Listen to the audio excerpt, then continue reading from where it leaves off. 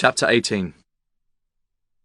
The next day he did not leave the house, and indeed spent most of the time in his own room, sick with a wild terror of dying, and yet indifferent to life itself. The consciousness of being hunted, snared, tracked down, had begun to dominate him. If the tapestry did but tremble in the wind, he shook. The dead leaves that were blown against the leaded pane seemed to him like his own wasted resolutions and wild regrets. When he closed his eyes, he saw again the sailor's face peering through the mist-stained glass, and horror seemed once more to lay its hand upon his heart. But perhaps it had been only his fancy that had called vengeance out of the night, and set the hideous shapes of punishment before him. Actual life was chaos, but there was something terribly logical in the imagination.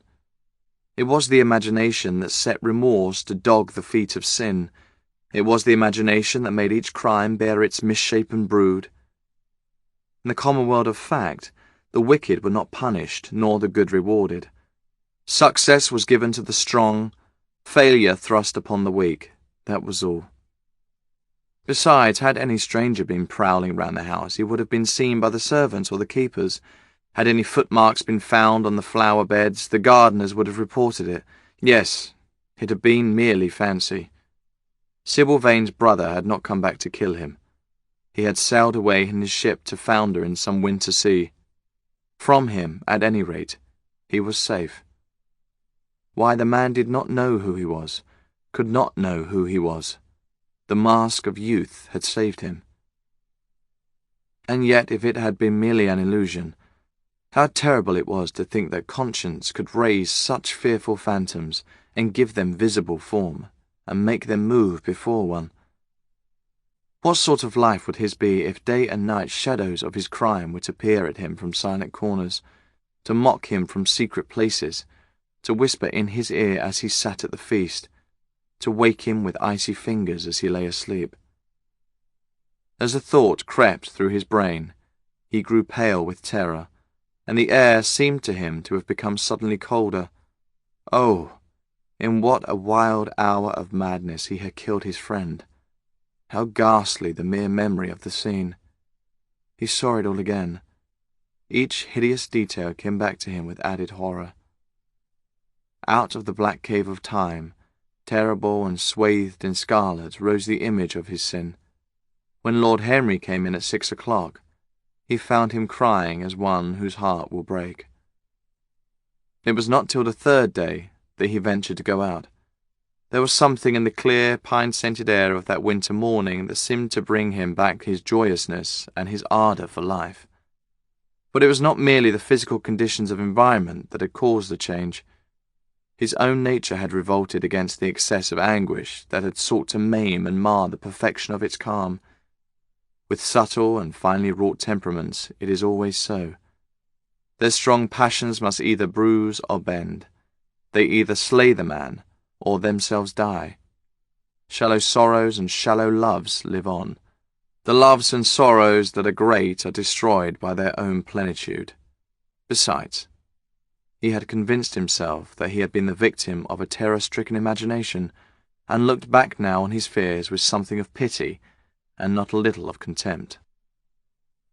After breakfast he walked with the Duchess for an hour in the garden, and then drove across the park to join the shooting party. The crisp frost lay like salt upon the grass. The sky was an inverted cup of blue metal. A thin film of ice bordered the flat reed-grown lake.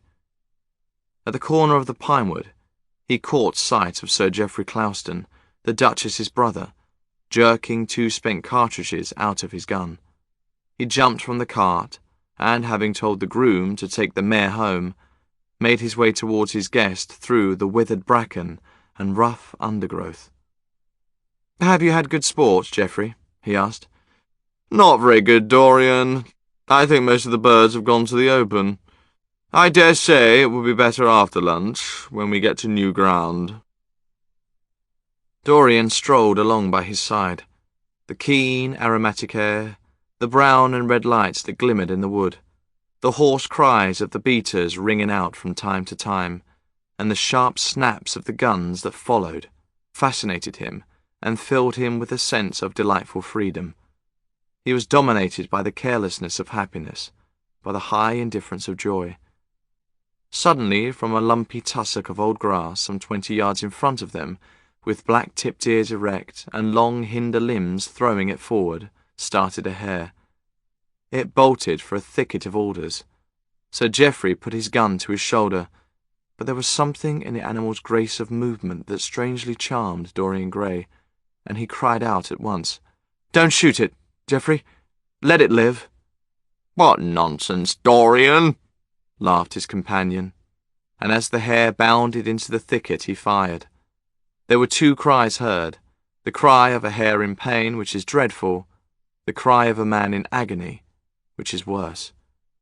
"Good heavens, I have hit a beater!" exclaimed Sir Geoffrey. "What an arse the man was to get in front of the gun! Stop shooting there!" he called out at the top of his voice. "A man is hurt!" The head keeper came running up with a stick in his hand. "Where, sir? Where is he?" he shouted. At the same time the firing ceased along the line. "Here," answered Sir Geoffrey angrily, hurrying towards the thicket. "Why on earth don't you keep your men back? Spoiled my shooting for the day."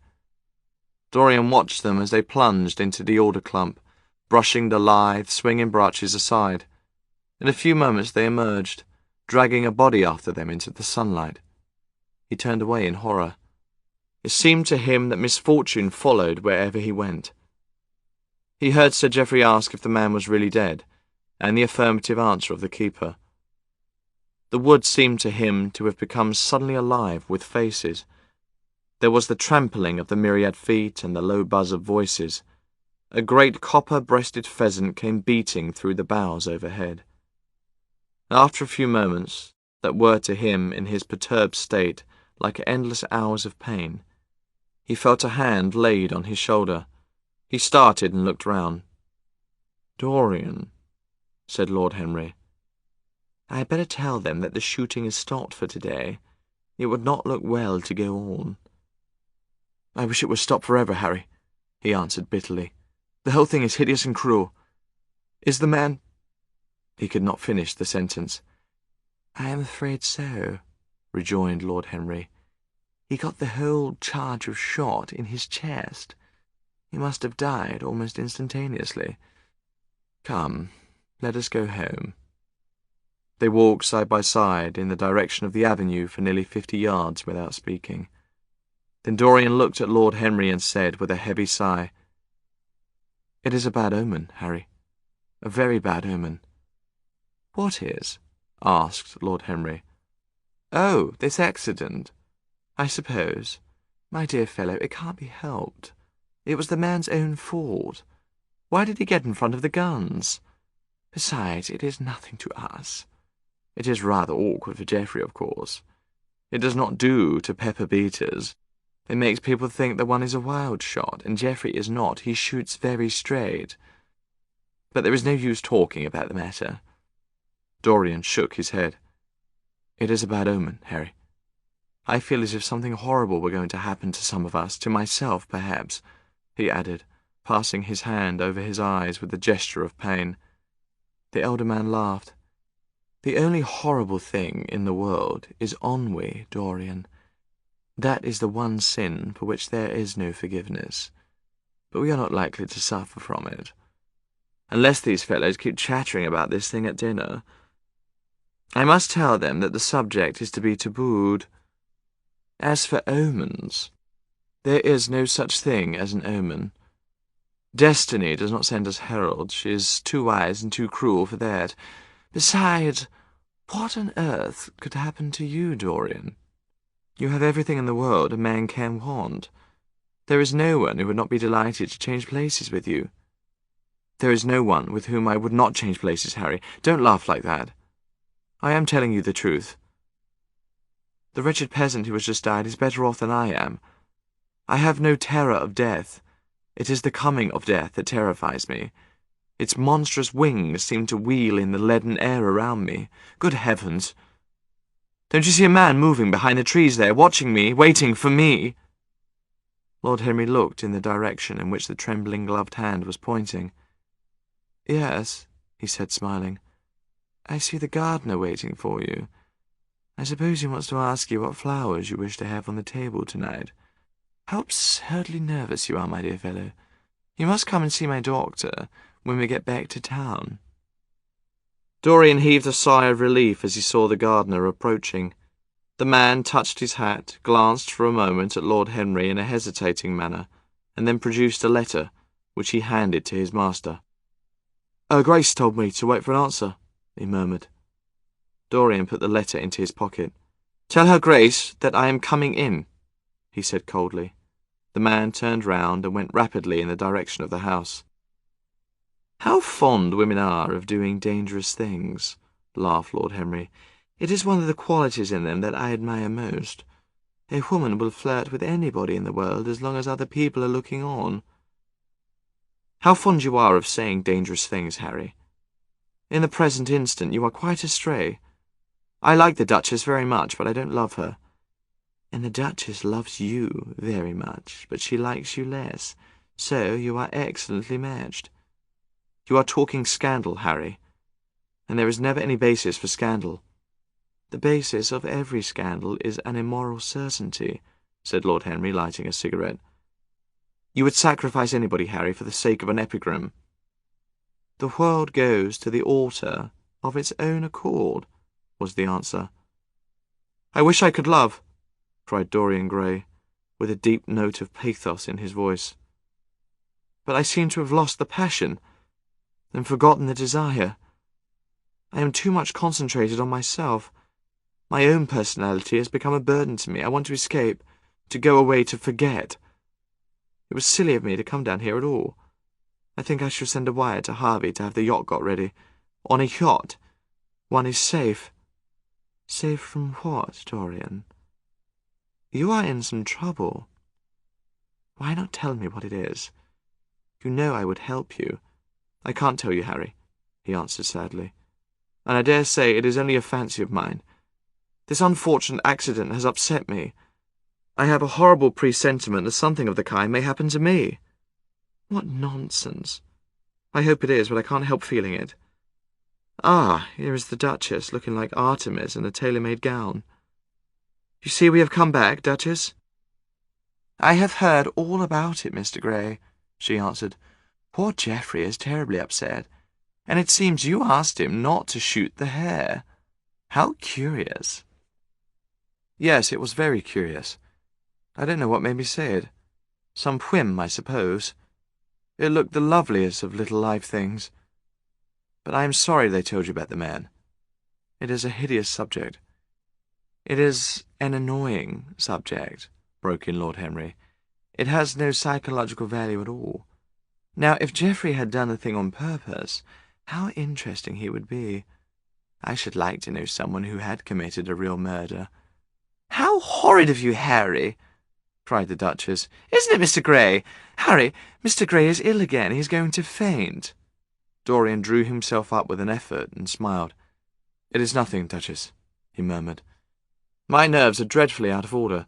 That is all. I am afraid I walked too far this morning. I didn't hear what Harry said. Was it very bad? You must tell me some other time. I think I must go and lie down. You will excuse me, won't you? They had reached the great flight of steps that led from the conservatory onto the terrace. As the glass door closed behind Dorian, Lord Henry turned and looked at the Duchess with his slumberous eyes. Are you very much in love with him? He asked. She did not answer for some time, but stood gazing at the landscape. I wish I knew, she said at last. He shook his head. Knowledge would be fatal. It is the uncertainty that charms one. A mist makes things wonderful. One may lose one's way. All ways end at the same point, my dear Gladys. What is that? Disillusion. It was my debut in life, she sighed. It came to you crowned. I am tired of strawberry leaves. They become you, only in public. You would miss them, said Lord Henry. I will not part with a petal. Monmouth has ears. Old age is dull of hearing. Has he never been jealous? I wish he had been. He glanced about as if in search of something. What are you looking for? She inquired. The button from your foil, he answered. You have dropped it. She laughed. I had still the mask. It makes your eyes lovelier, was his reply. She laughed again. Her teeth showed like white seeds in a scarlet fruit. Upstairs in his own room, Dorian Gray was lying on a sofa, with terror in every tingling fibre of his body. Life had suddenly become too hideous a burden for him to bear. The dreadful death of the unlucky beater, shot in the thicket like a wild animal, had seemed to him to prefigure death for himself also. He had nearly swooned at what Lord Henry had said in a chance mood of cynical jesting. At 5 o'clock he rang his bell for his servant, and gave him orders to pack his things for the night express to town, and to have the brougham at the door by 8:30. He was determined not to sleep another night at Selby Royal. It was an ill-omened place. Death walked there in the sunlight. The grass of the forest had been spotted with blood. Then he wrote a note to Lord Henry, telling him that he was going up to town to consult his doctor, and asking him to entertain his guests in his absence. As he was putting it into the envelope, a knock came to the door, and his valet informed him that the head keeper wished to see him. He frowned and bit his lip. Send him in, he muttered, after some moments' hesitation. As soon as the man entered, Dorian pulled his cheque-book out of a drawer and spread it out before him. I suppose you have come about the unfortunate accident of this morning, Thornton, he said, taking up a pen. Yes, sir, answered the gamekeeper. Was the poor fellow married? Had he any people dependent on him? Asked Dorian, looking bored. If so, I should not like them to be left in want, and I will send them any sum of money you may think necessary. We don't know who he is, sir. That is what I took the liberty of coming to you about. Don't know who he is? Said Dorian listlessly. What do you mean? Wasn't he one of your men? No, sir. Never saw him before. Seems like a sailor, sir. The pen dropped from Dorian's hand, and he felt as if his heart had suddenly stopped beating. A sailor? He cried out. Did you say a sailor? Yes, sir. He looks as if he had been a sort of sailor, tattooed on both arms and that kind of thing. Was there anything found on him? Said Dorian, leaning forward and looking at the man with startled eyes. Anything that would tell his name? Some money, sir, not much, and a six-shooter. There was no name of any kind. A decent-looking man, sir, but rough-like. A sort of sailor, we think. Dorian started to his feet. A terrible hope fluttered past him. He clutched at it madly. Where is the body?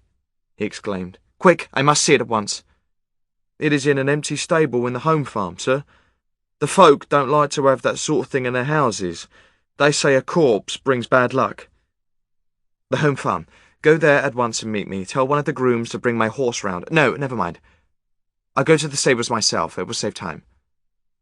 In less than a quarter of an hour, Dorian Gray was galloping down the long avenue as hard as he could go. The trees seemed to sweep past him in spectral procession, and wild shadows to fling themselves across his path. Once the mare swerved at a white gatepost and nearly threw him. He lashed her across the neck with his crop. She cleft the dusky air like an arrow. The stones flew from her hooves. At last he reached the home farm. 2 men were loitering in the yard. He leapt from the saddle and threw the reins to one of them. In the farthest stable a light was glimmering. Something seemed to tell him that the body was there, and he hurried to the door and put his hand upon the latch. There he paused for a moment, feeling that he was on the brink of a discovery that would either make or mar his life. Then he thrust the door open and entered. On a heap of sacking in the far corner was lying the dead body of a man dressed in a coarse shirt and a pair of blue trousers.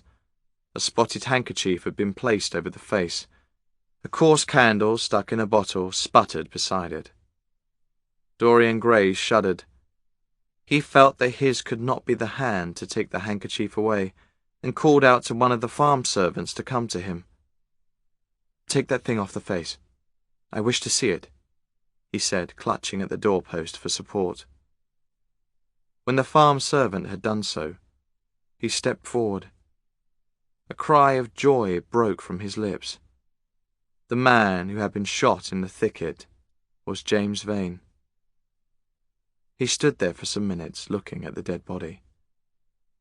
As he rode home, his eyes were full of tears, for he knew he was safe.